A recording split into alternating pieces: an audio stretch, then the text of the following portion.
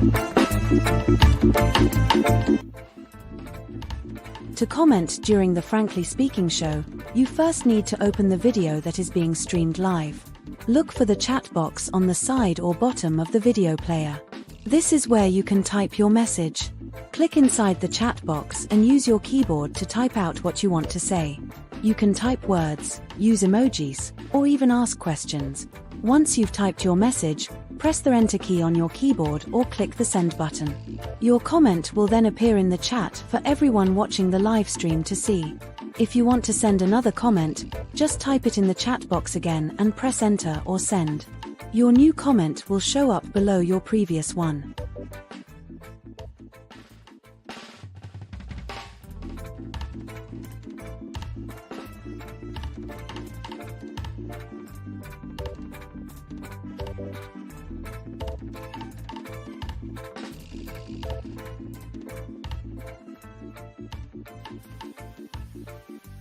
Independence.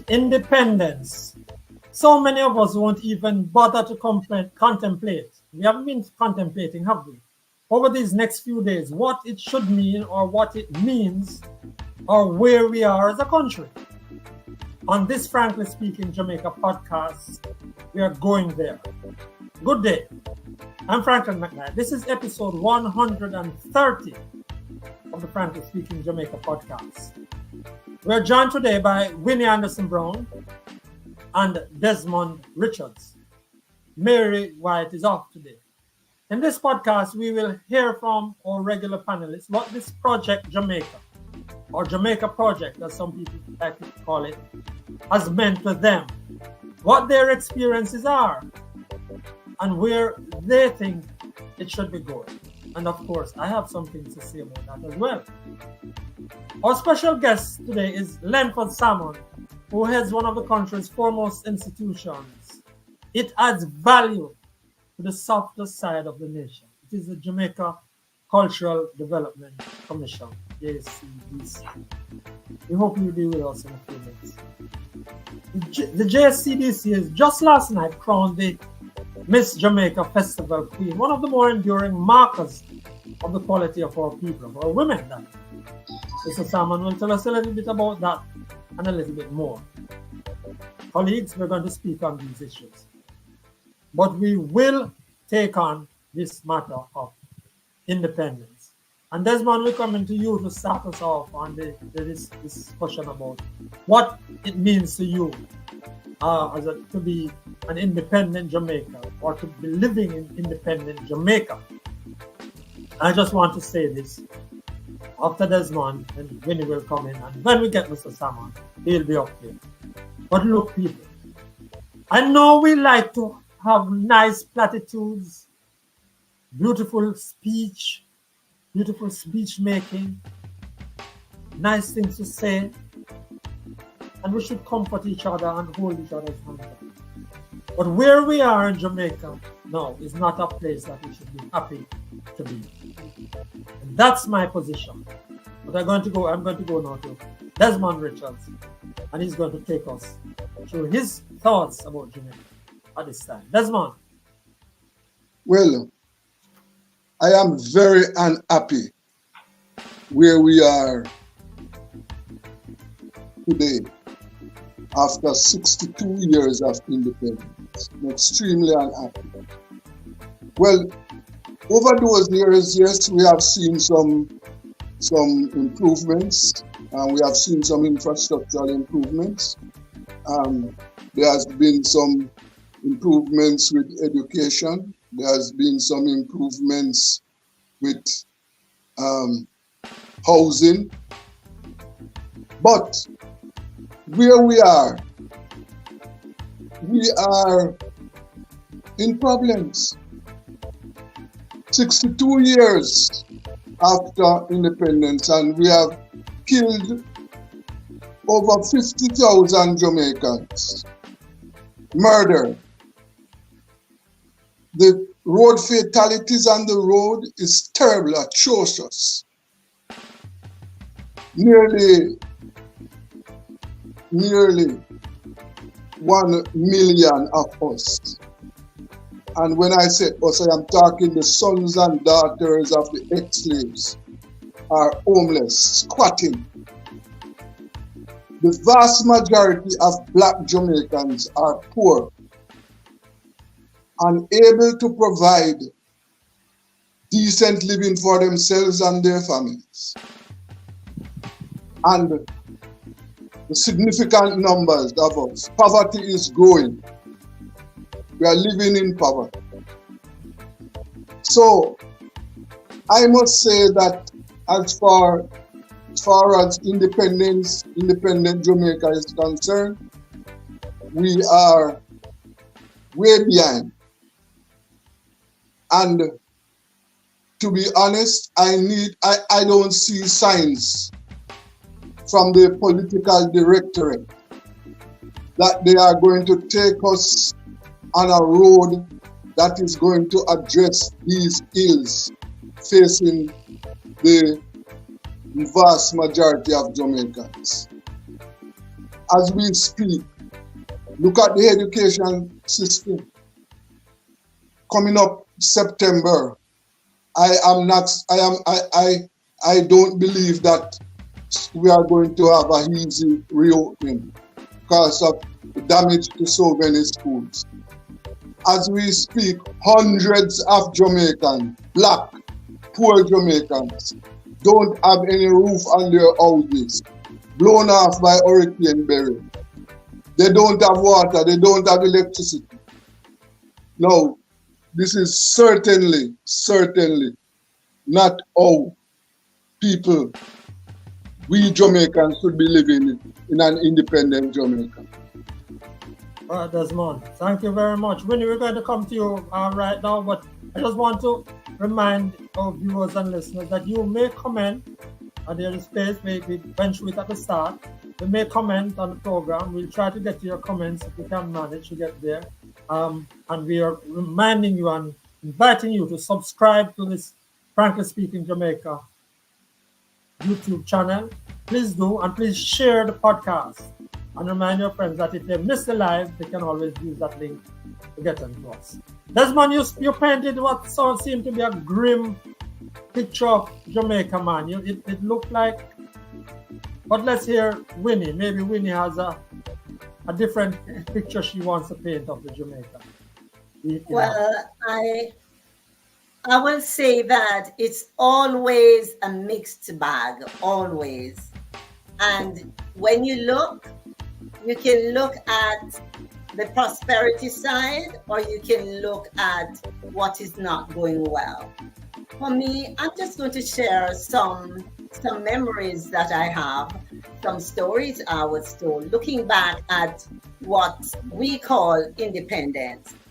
I remember that there was a time when you look around in my community, for example, which community is my community? I'm in Clarendon, in a district called Bagatelle.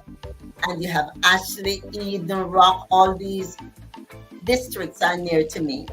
And what used to happen, the kind of lives we used to live, people were far more caring and sharing.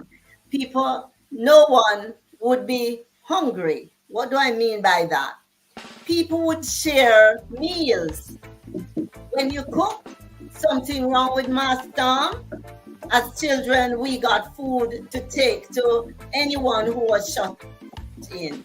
People really cared about each other. The shops in the community, they were shops that were supported by the people of the community.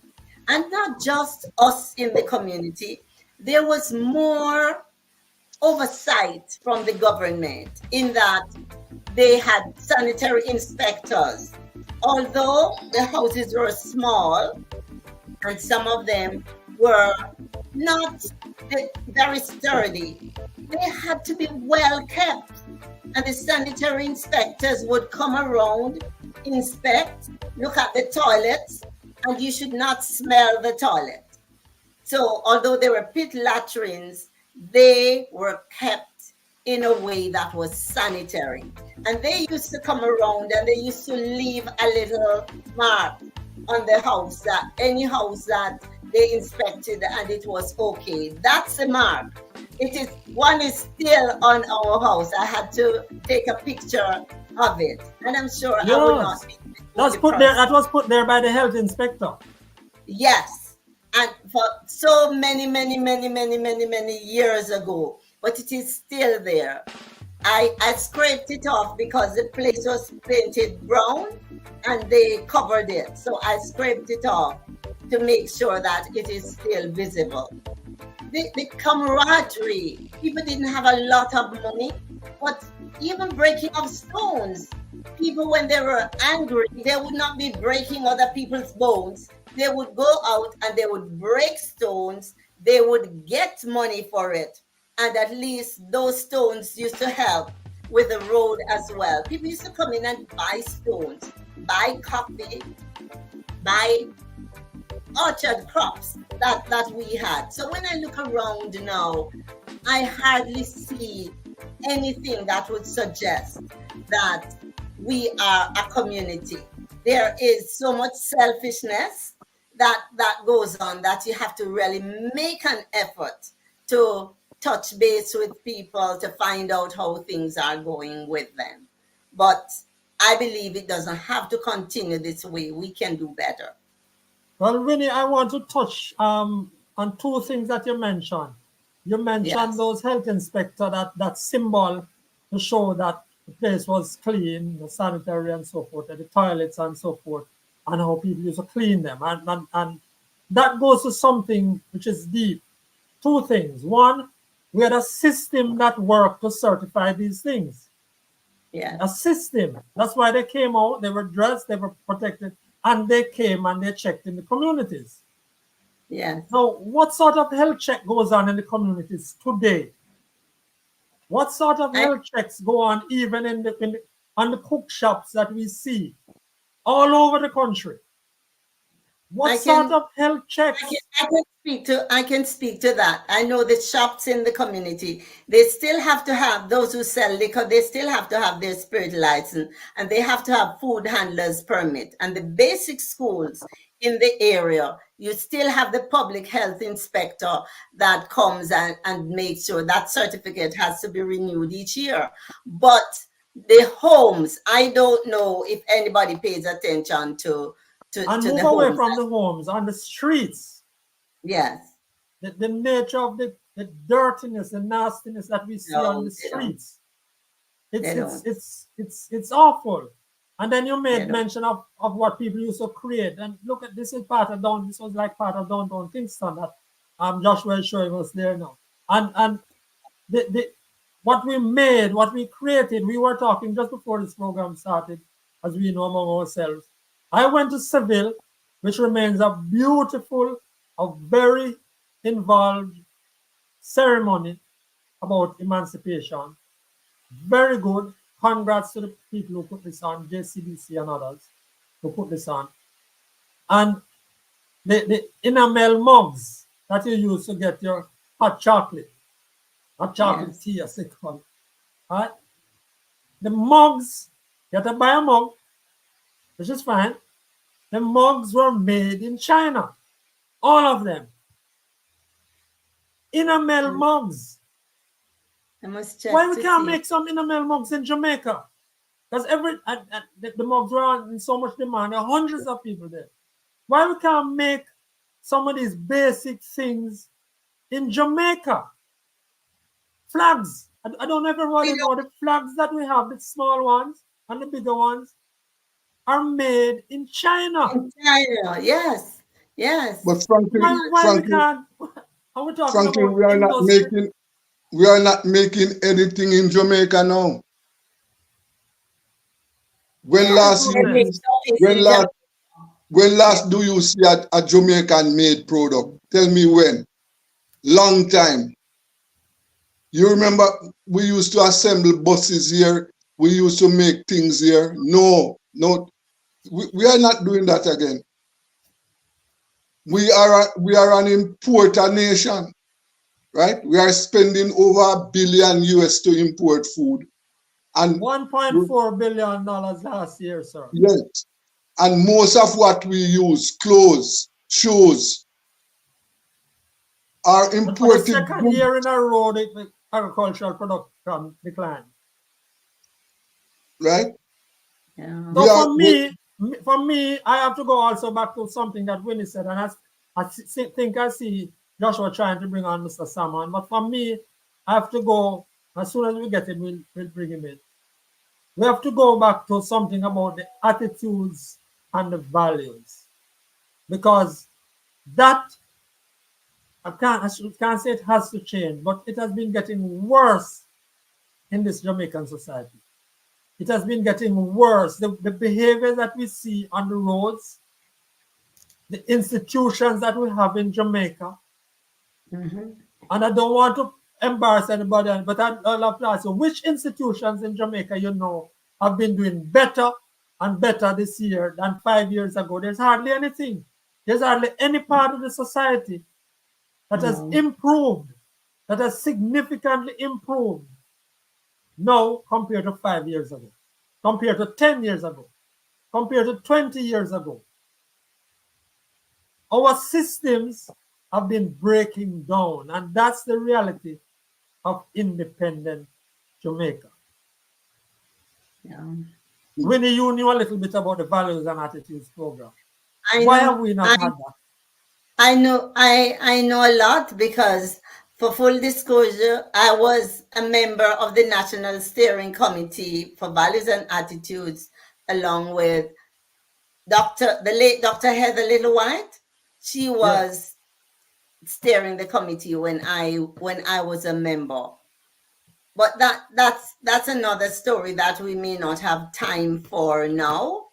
But that was a very important program. And I'm happy that PJ Patterson accepted the proposal and worked on it. And one good thing that they did not pretend as if they knew all the answers. What they did, that is how I got involved. What they did, they looked at the projects around Jamaica that were doing well, projects that were worth emulating. And that's how they brought people in. And these projects were highlighted on the JIS website. So what changed was that when the government changed, they came up with something called Fresh Start that was headed by Reverend Al Miller, and you know the rest of that story. I don't need Fresh Start, is that what it was called? That's what I recall. Okay, all right. We have Lenford Salmon with us. Mr. Salmon, if you unmute your mic and we can hear you, I think we can pick you up. Lenford Salmon. Yes, I'm very much here. Very much here. Okay, wonderful, man. Good to have you. We're not seeing you at the moment, but we are very happy to welcome Lenford Salmon, who is the executive director at JCDC. And Mr. Salmon's, I have a lot of regard for JCDC. I believe it helps to build the softer side of Jamaica. But let me not go on about that. Just tell us, Lenford, what has JCDC been doing, and tell us a little bit about last night's ceremony, crowning.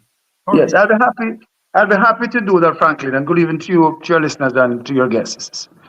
Happy to do that. But if you would permit me for a few minutes, because I was listening intently, I came in on the tail end of your current discussion.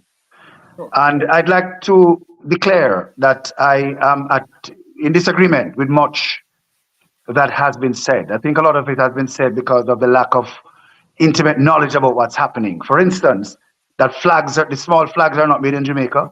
Absolutely not so. The GIS manufactures those large flags. We are using tens of thousands of them and have been doing so in the Gala, all made by the GIS right here in Jamaica. Wonderful, thank you, and I apologize. So I'd like to correct those inaccuracies. I applaud you for that, but so you're not importing.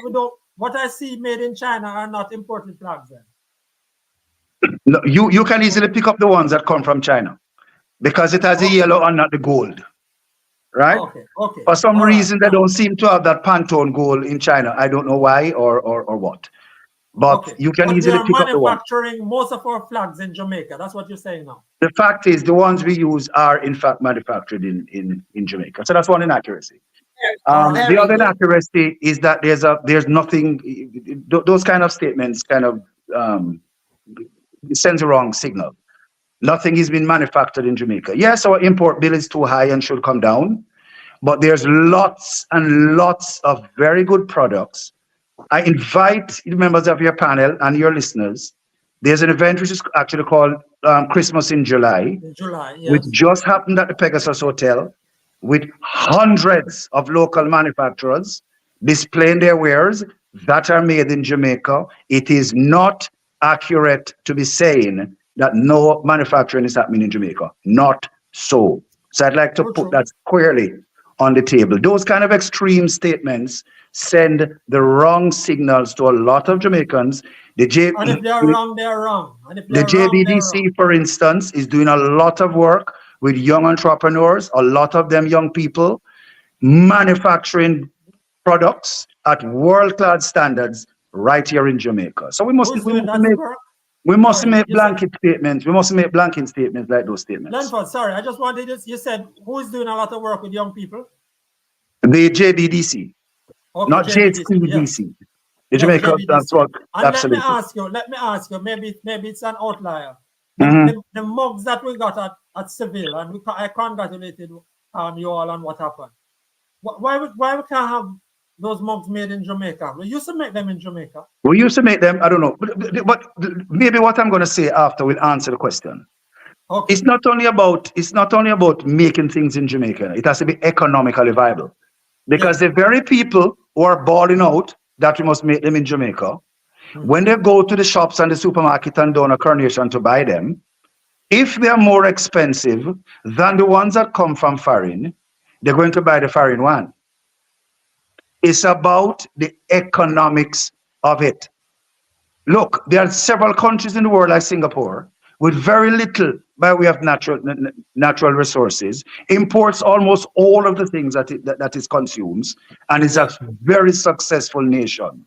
It's not always export some things. Then you have to have an economy that at least then export some things. They thrive on services, and that's their model. Yes. And I'm not saying that should be our model. All I'm saying is, when you make the analysis as to what to manufacture or what to import, sometimes it's the economics of it that determines it, because we may not be able to manufacture it at a cost that the consumers, and doing it otherwise by having our model is not a control economy anymore. Yes. It's what we call a laissez-faire free market economy, right? So the forces of demand and supply and prices is what dictates what is manufactured in a space. The world is now one world. Jamaica is not an oasis on its own out there that must manufacture all that they're going to consume. That world is long gone, and we may never see it again. Then for this, see why I said I wanted you to speak first, because I wanted you to put your thing. But I'm not an economist, you know. But I'm going to say this. This economy and its manufacturing side has a whole heap of problems that are not just matters of scale. You can decide. There are some things that you can decide on. Some countries have decided on that we must do this, no matter what it costs us as a people. We must. I believe that if you're going to have a symbol like those enamel mugs, they're an important part of Jamaica's history. You can decide that whether we're going to subsidize them from a government level or whatever. We know how things are difficult. But don't tell me that we have to import little enamel mugs from China to sell at Seville at 800, 1,000, 1,200 in a ceremony that is very, very important to Jamaica and Jamaica's history. And I give you the next 5 minutes to talk. It's about what private entrepreneurs. Give you the next 3 minutes to talk, Lenford. It's yours. No, hold a second. Hold a second there. The manufacturing that Mr. Salmon is talking about. Tell us, how has that contributed to our export? Are we manufacturing to export to earn foreign exchange to build our economy? Or the manufacturing that you are talking about, how has it helped to deal with earning our export market? We are exporting millions of dollars of products daily. Mm. Millions. Do you know that our export, Sorry, Desmond, I'm not going to interrupt you. I don't want to interrupt you.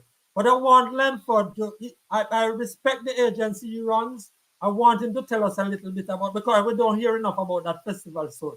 We're going to come back to the manufacturing. Yes, but I just want to. We're going to take it on Lenford. Because that's one of the things we do, Lenford. I just want to make one point. I just want to make one point. That income from export has been dwindling for decades. It is far below imports. So we know that. We know that we have huge trade deficits. So we're not going to bother with that. But I really want him to take the 3-4 minutes that he has left with us and to tell us about festival and what, because that to me has been a Jamaican success. Yes. Go ahead, sir. Maybe because of the pride of what people like me and at the JCDC that we take in our national celebrations and celebrating emancipation, which mustn't be forgotten, and independence each year. You spoke about what happened at Civil Emancipation Park. It's an event which we take very seriously, not just for its entertainment value, but for its symbolic value in terms of paying homage to those who kind of almost guarantee the freedoms that we know enjoy. Yes. So that was a success. We have a whole series of independence events, and there's now this thirst for the events. I never thought I would see the day when the demand for what we do so outstrip how many people we can accommodate for these events. I've been around long enough to know when, boy, we have been playing like at the National Stadium for an empty stadium with the Grand Gala. Right now, the stadium holds approximately 30,000 people, and I can tell you that we have had demands for over 50,000 tickets. This is not just people who want to come and have not expressed a desire to come. These are people who send requests to the ministry to say my entire staff of 300 at this ministry wants to come. It has just been overwhelming. It's a nice headache to have, but a headache nonetheless. And we are so proud of. And so we're having Grand Gala this year. Grand Gala is starting at 5:30 on August 6th inside the National Stadium. It's going to be a fantastic show. We have the Independence Village, which is now opened. We had planned it for a longer period, but with all that happening with burial and what have you, we have had to kind of scale back a little. So it started last night with a fantastic crowning of the National Festival Queen to a jam-packed National Indoor Sports Center at Independence Village. I just drove over to come to do this interview from the village. And at 4 o'clock, the show starts at 8:30, At 4 o'clock, there were long lines outside of people trying to ensure that they get in to see the finals of the Gospel Star and thereafter Gospel Praise concert this evening. And tomorrow, we have the ever popular merry-go-round. It's a whole potpourri of the traditional art form that's going to be on display that comes up through the National Festival of the Arts, which happens throughout the year. And then we culminate with Grand Gala on Tuesday, Independence Day. Wonderful. One of the things I want to emphasize as well before you come, sorry, Franklin, is that this thing is not Kingston-centric. Because even on the eve of emancipation on July 31, we had vigils all over Jamaica in all the parishes. And on Independence Day, we have street dances in all the major towns. The one in Kingston, the National Street Dance, is going to be in Halfway Tree Square, which starts right after the Grand Gala at 9:30 in Halfway Tree Square. So it's not just Kingston-centric. The celebration is island-wide. It's great, and it's wonderful to hear that you're going to be doing so much. So as you leave us now, and as we wrap up, you're not even leaving us. We're all wrapping up together. And I will come back and do the economic thing, but carry on. Yeah, man, we will have you. But I just want you to tell us now. What's your vision for Jamaica now? Just briefly, you have 10 seconds, 15 seconds. My vision is for a gentler Jamaica. I grew up in a gentler Jamaica. I grew up with a Jamaica that had so much pride. A lot of young people are not into that anymore, regrettably. I've not been able to wrap my head around, or somebody could just pick up We're losing him. We just lost him there. Don't tell me that our program is all gone. Buddy, I've never been able to wrap my head around it. There was a elderly people were out of bounds, were kind of sacred to criminals, not so anymore. So my dream is for a gentler Jamaica. We're going to get you back, man. We're going to get you back. We want to thank everybody for being with us today. We've just run out of time. I really have a lot of respect for JCDC. We want to thank Lenford, Salmon. We want to thank Desmond, Richards, and Winnie, Anderson Brown. My name is Franklin McKnight. Until then, remember, subscribe to this channel. Thank you.